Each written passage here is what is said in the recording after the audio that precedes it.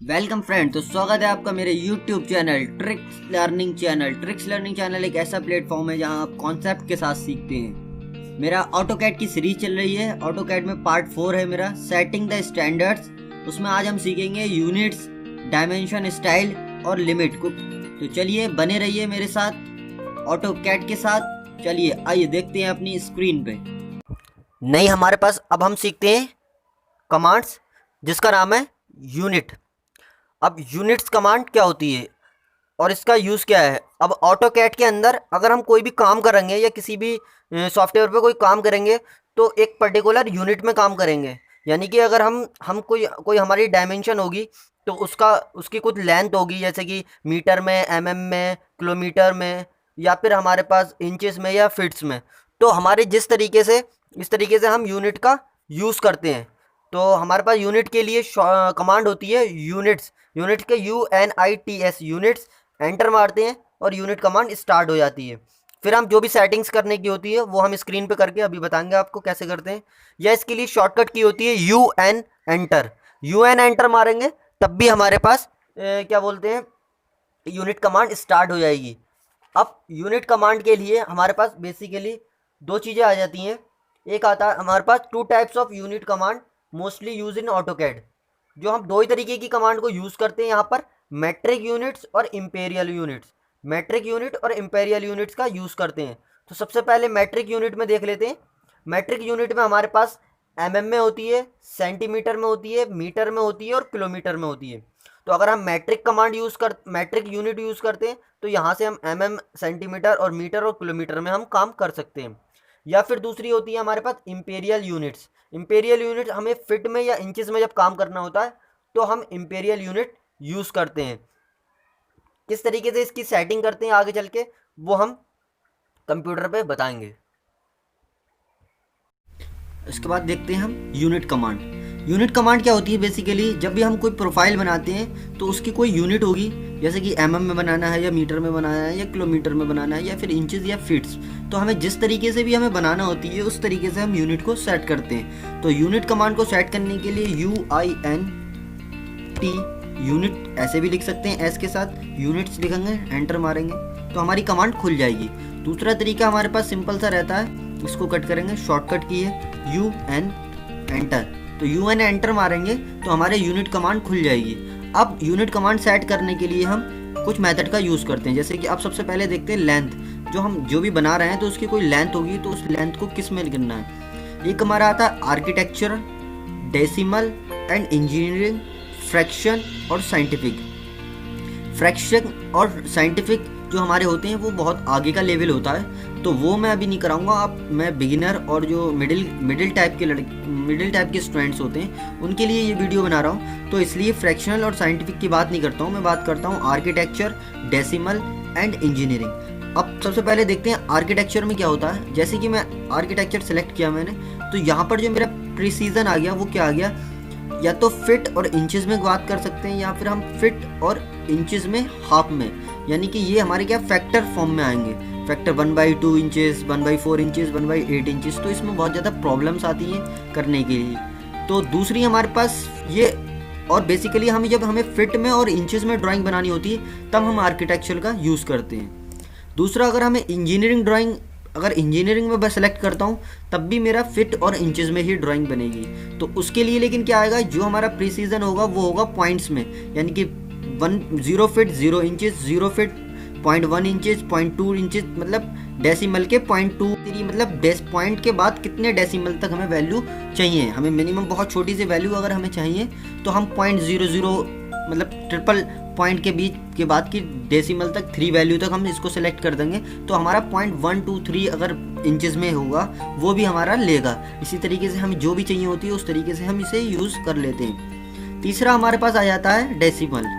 जब हमें drawing MM में बनानी होती है तब हम डेसिमल का यूज़ करते हैं। तो हम डेसिमल का यहाँ से यूज़ करेंगे और इसमें हमारे पास पॉइंट्स में ये वैल्यू आ जाएगी। तो इसके बाद हमारे पास आता है, ये तो थी हमारे पास कि हमें डेसिमल में यूज़ करना है या आर्किटेक्चरल में यूज़ करना है या इंजीनियरिंग में। अब बेसिकली हमें अगर मैकेनिकल है तो मैकेनिकल की ड्राइंग बनानी है तो हम यहाँ पर डेसिमल रखेंगे और 0.00 इसका प्रिसीजन रखेंगे। यहाँ पर ड्राइंग को मैं मिलीमीटर में बनाऊंगा तो मैं mm रखता हूँ। स्टैंडर्ड जो हमारा लाइटिंग है यूनिट स्पेसिफिक वो इंटरनेशनल यूज़ करेंगे, या अमेरिकन या इंटरनेशनल, तो हम इंटरनेशनल यूज़ करते हैं कि कहीं पर भी जल जाए। फिर ये एंगल पूछ रहा है, एंगल में टाइप आते हैं हमारे पास डेसिमल, डिग्रीज, डिग्री, मिनट पर सेकेंड, ग्रेड, रेडियंस। तो हम सबसे ज़्यादा जो हम बाय डिफ़ॉल्ट रहता है डेसिमल डिग्री, इसका ही यूज़ करते हैं, तो हम इसे ऐसे ही रहने देते हैं। इसमें प्रिसीजन हम सेम रहने देंगे, कोई प्रॉब्लम नहीं करेंगे, और इसके बाद हम सीधे इसे ओके कर देंगे।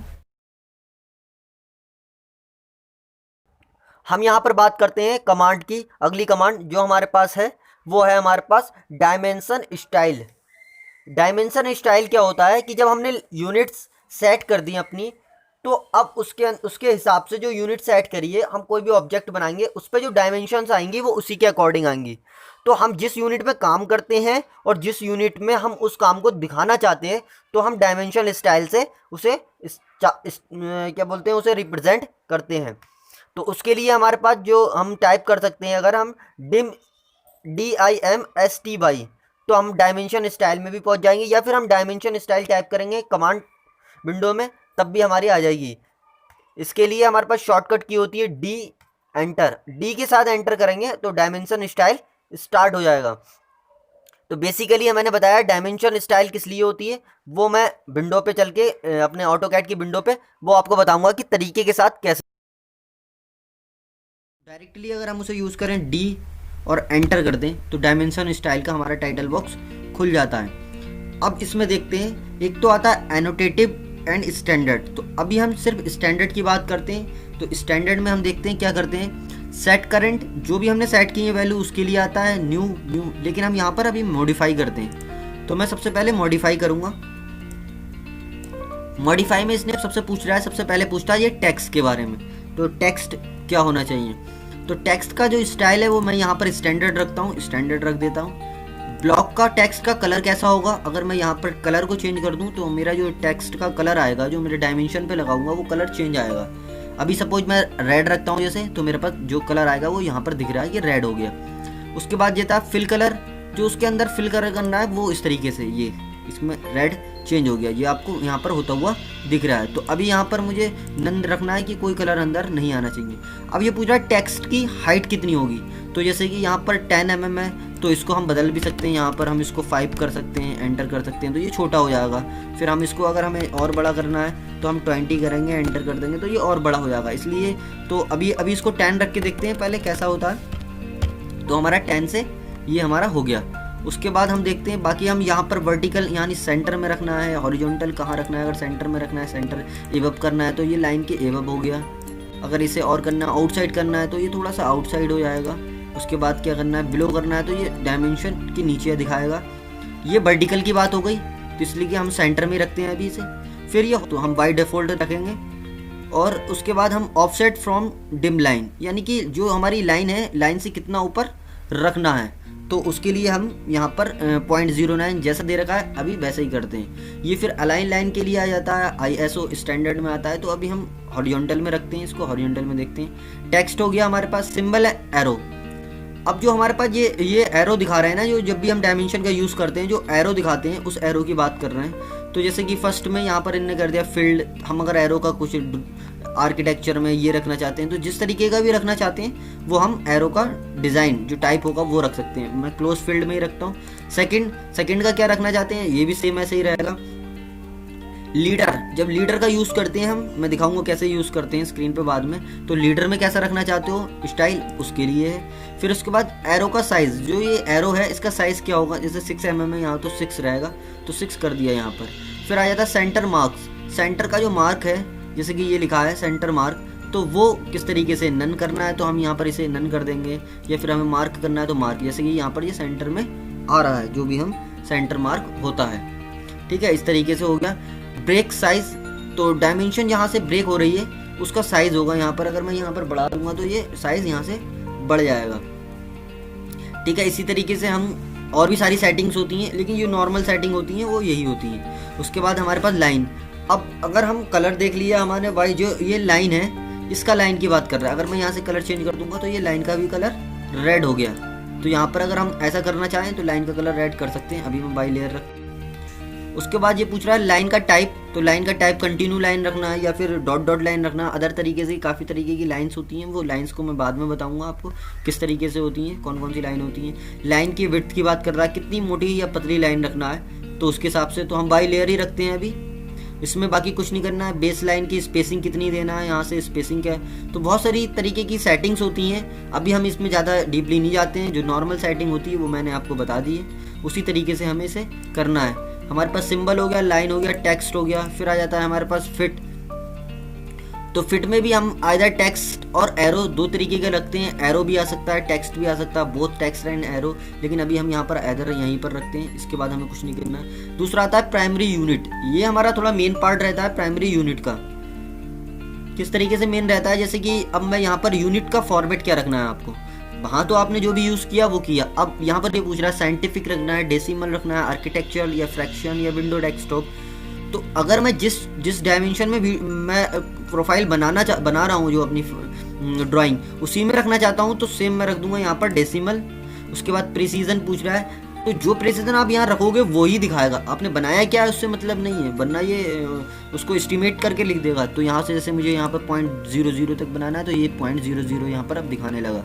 अभी तक डायमेंशन में नहीं दिखा रहा था, लेकिन अब दिखाने लगा। मैं बंद करूँगा तो बंद तक दिखाएगा, 3 पॉइंट तक कर दूंगा तो 3 पॉइंट तक दिखाएगा। इस तरीके से जितना लंबा कर दूंगा उस डायरेक्शन को और वो डायमेंशन को उस तरीके से दिखाएगा। अभी 0.00 वहाँ सेलेक्ट किया था, तो यहाँ पर भी ये कर देते हैं। फिर हो जाता है इस तरीके से। बाकी यहाँ पर इतना कोई इम्पॉर्टेंट नहीं है, बस इतना ही देखते हैं हम इसमें। फिर आ जाती है हमारी अल्टरनेटिव यूनिट, अभी इसको नहीं देखते हैं। फिर जब टॉलरेंस हम यूज़ करते हैं, टॉलरेंस कभी कभी हमें लिमिट्स कितनी लिमिट्स में ना है, तो सिमेट्रिकल कितनी है, डेविएशन, लिमिट, बेसिक्स, ये आगे की बात है, आगे सीखेंगे इसको। लेकिन बेसिक जितना मेरा बेसिक था यूनिट में, बेसिक बताने का था, मैंने बता दिया है आपको। इसी तरीके से हम यूज़ करते हैं इसको। फिर मैं जब सेटिंग मेरी सारी कर दी, अब मैं इसे ओके कर देता हूँ। और यहाँ पर सेट करंट करना ना भूलें, सेट करंट करेंगे तभी हमारी जो डायमेंशन हमने चेंज करी है तो वो होंगी। फिर उसके बाद क्लोज कर देते हैं। अब चेक कर लेते हैं कि इसको मैंने 500 दिया था, तो ये 500 ही लाइन। डायमेंशन चेक करने की कमांड आती है हमारे पास इसमें, लीनियर अलाइंड, वो मैं अलग तरीके से डायमेंशन की जब बनाऊंगा तो आगे अभी सीखेंगे इसमें। लेकिन अभी मैं बता देता हूँ, यहाँ से हम क्लिक करते हैं, उसके बाद सबसे पहला पॉइंट यहाँ, सेकेंड पॉइंट यहाँ, और उसके बाद ऊपर करते हैं, तो हमारे पास ये 500 दिखा रहा है। जो हमने कलर चेंज किया था, टेक्स्ट का कलर चेंज हो गया, ये बाय डिफ़ॉल्ट रखा था, बाय डिफ़ॉल्ट आ गया, और इस तरीके से यहाँ पर आ गया। अगर मैं कोई प्रोफाइल बनाता हूँ, सपोज दैट एक, और यहाँ से इस तरीके से, ये मैंने ऐसे ही बना दी। अब इसकी डायमेंशन देखना है तो मुझे यहाँ से सिलेक्ट करता हूँ मैं यहाँ पर, और इस तरीके से यहाँ, इस तरीके से ये डायमेंशन हमारे पास आ गई। हम जब भी किसी कमांड में से निकल जाते हैं, उसके बाद अगर हमें सेम रिपीट कमांड यूज़ करना होती है, तो हम सेम स्पेस या एंटर दोबारा दबा देंगे। अगर एंटर कर देंगे दोबारा, तो हमारे पास सेम जो रिसेंट हमारी जो कमांड होगी वो स्टार्ट हो जाएगी। इस तरीके से हमारे पास, जैसे कि ये रिसेंट कमांड हमारी स्टार्ट हो गई यहाँ पर, ठीक है। इसी तरीके से हम इसको करते हैं, और हमारा ये डायमेंशन स्टाइल यहाँ कंप्लीट हो चुका है। नेक्स्ट कमांड है हमारे पास लिमिट्स। लिमिट्स क्या होती है एक्चुअल में? लिमिट्स हम कभी भी जब हम वर्क स्पेस पे काम करते हैं, तो हम एक अपने पर्टिकुलर लिमिट्स के अंदर कर सकें, तो उस लिमिट को हम डिफाइन कर देते हैं और ऑन कर देते हैं, तो हमारी लिमिट स्टार्ट हो जाती है। तो हमारा जो भी वर्क होता है वो उस लिमिट के अंदर होता है, लिमिट से बाहर कभी वर्क नहीं होता है, इसलिए हम लिमिट का यूज़ करते हैं। तो सबसे पहले हमारे पास लिमिट्स टाइप करेंगे, तो लिमिट्स कमांड स्टार्ट हो जाएगी, एंटर मार के। इसके बाद अगर LIMI और एंटर अगर टाइप कर दें, तो हमारे पास लिमिट कमांड स्टार्ट हो जाती है। और हम उसको लिमिट कैसे करेंगे, क्या करेंगे, वो प्रैक्टिकल मैं आपको वीडियो में बताऊँगा। तो चलिए तो बात करते हैं आज लिमिट्स की। तो लिमिट्स में हम क्या करना होता है, सबसे पहले हम लिमिट्स सेट करेंगे। तो लिमिट सेट करने के लिए मैं आपको दिखाने के लिए एक रेक्टेंगल पहले बनाता हूँ। तो उसके लिए मैंने क्या करा, रेक्टेंगल कमांड ली और यहाँ पर एक सिंपल सा एक रेक्टेंगल ड्रॉ कर दिया। अब ये रेक्टेंगल मैंने इसलिए ड्रॉ किया है कि मैं लिमिट इसी रेक्टेंगल में लगाऊंगा, जिससे आपको दिख जाएगा कि लिमिट काम कर रही है या नहीं कर रही है एक्चुअल में। तो इसके साथ मैं क्या करता हूँ, अब लिमिट कमांड के लिए लिमिट यूज करता हूँ LIMI और TS। तो लिमिट्स के लिए पूछ रहा है limit specific lower left corner. Lower left corner कौन सा है मेरा, ये है। फिर इसके बाद पूछ रहा है limit specify upper right corner. Upper right corner ये है और यहाँ पर। तो मैंने यहाँ पर लिमिट को अपनी स्टार्ट कर दिया। अब मैं देखता हूँ कोई भी प्रोफाइल बनाता हूँ जैसे सपोज एक लाइन बनाता हूँ, लाइन इसके अंदर चलती है या फिर इसके बाहर काम करती है, तो L एंटर, यहाँ स्पेसिफिक पॉइंट दिया, फिर दूसरा पॉइंट दिया मैंने यहाँ, ये तो लाइन ड्रॉ हो गई, लेकिन लाइन ड्रॉ हमें नहीं करना थी। तो उसके लिए देख लेते हैं क्या प्रॉब्लम रह गई है हमारी। दोबारा हम लिमिट कमांड में जाते हैं, LIMITS लिमिट्स। अब देख लेते हैं यहाँ पर ये पूछ रहा है ऑन या ऑफ, दो बटन दिखा रहा है, यहाँ पर ऑन भी है ऑफ भी है। तो हमारा एक्चुअल में क्या था, हमने ऑन नहीं किया था। अब अगर लिमिट को मैं ऑन कर दूंगा तो अब मैं अगर कुछ भी बनाऊंगा, जैसे सपोज लाइन बनाता हूँ मैं यहाँ से, तो वो मेरी लाइन यहाँ पर ड्रॉ नहीं होगी, ये ड्रॉ नहीं हो रही है। मैं क्लिक कर रहा हूँ लेकिन ड्रॉ नहीं हो रही है। लेकिन जब मेरी लाइन ऑफ थी तो ये ड्रॉ हो रही थी। तो अगर मैं इसके अंदर ड्रॉ करूंगा तो हो गई, यहाँ ड्रॉ करता हूँ हो गई, यहाँ भी ड्रॉ हो गई, लेकिन यहाँ ड्रॉ करता हूँ ये नहीं होगी। तो लिमिट हम जब लगा देते हैं तो फिर इसके बाहर कुछ भी ड्रॉ नहीं होता है। यहाँ से जैसे कि अब मैं यहाँ से एक बार रेक्टेंगल लेता हूँ, जैसे रेक्टेंगल ले रहा हूँ और यहाँ बना रहा हूँ, लेकिन ये ड्रॉ नहीं हो रहा है, ये ड्रॉ नहीं हो रहा है। अब इसे फिर से देखते हैं, कैंसिल करके सर्कल बना के देखते हैं, यहाँ पर कोई सर्कल बनाते हैं, नहीं हो रहा है, नहीं हो रहा है। लेकिन इसके अंदर बनाते हैं तो तुरंत हो जाएगा, चाहे वो कहीं पर भी हो यहाँ, क्योंकि इसका बेस पॉइंट हमारा इस सर्किल का अंदर है। तो इस तरीके से हमारी लिमिट कमांड काम करती है।